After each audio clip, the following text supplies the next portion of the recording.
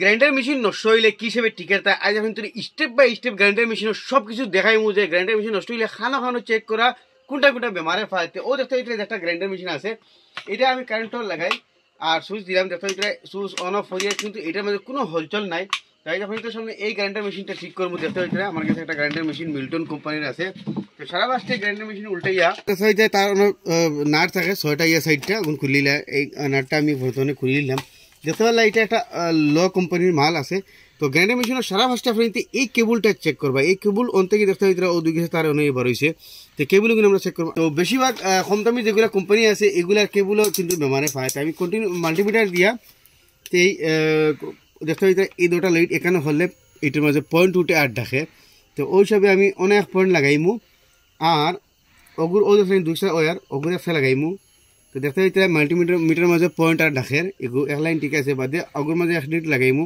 আর এখন 2 নম্বর ওয়ারের মাঝে লাগাইমু direct current দিমু সিরিজ ল্যাম্প দিয়া দেখতে পাই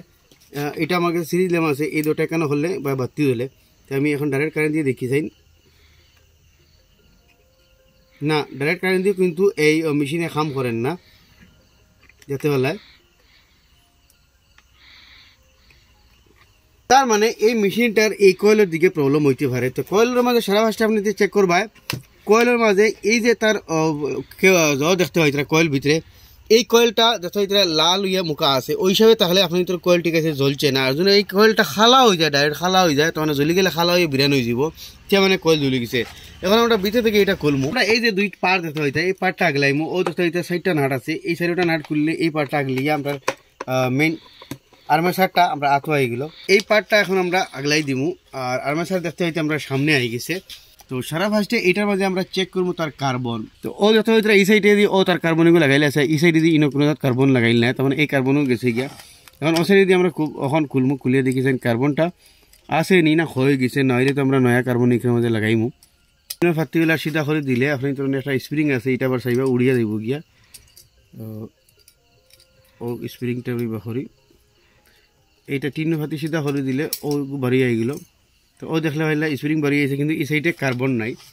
তো দেখো এই সাইডের কার্বন ডাইরেক্ট হইয়া নাই গেছে এখন এটার ও বেমার অন্য কোনো বেমার নাই এটা আমার কাছে নয়া কার্বন আছে এখন এই কার্বনটা এই মেশিনের মধ্যে লাগাইমু আর এই মেশিনের যেটা প্রবলেম আছে এখন তো সামনে এটা সলভ হয়ে গেল তো হঠাৎ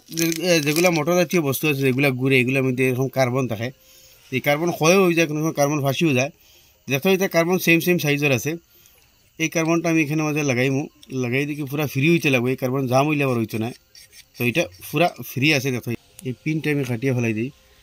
আমি কার্বনটা পিন খাটিয়ে ফেলাই দিছি আর কার্বনের দিকে আমি হারাই দিলাম আর এই স্প্রিংটা কার্বন ওয়ারের বাদে হারাইয়া ঠিক আবার স্প্রিংটাকে দাতা মারিয়া এই পিনটা লাগাই দিব স্প্রিংটা স্ক্রুর বাদে এরকম ধরিয়া তখন 3 ফাতিটা আমি হারাই দিলাম হারাই এটা আবার এরকম ব্যান্ড করে তৈরি দিলে বাস ও খামু আর কোনো হাম না এটার মধ্যে অন্য কিছু করা লাগে না এখন এটার মধ্যে আমি কারেন্ট দিয়ে দেখুন এই মোটরটা ঘুরে নি তো এখন আমি কার্বন লাগাই দিছি চেক করবো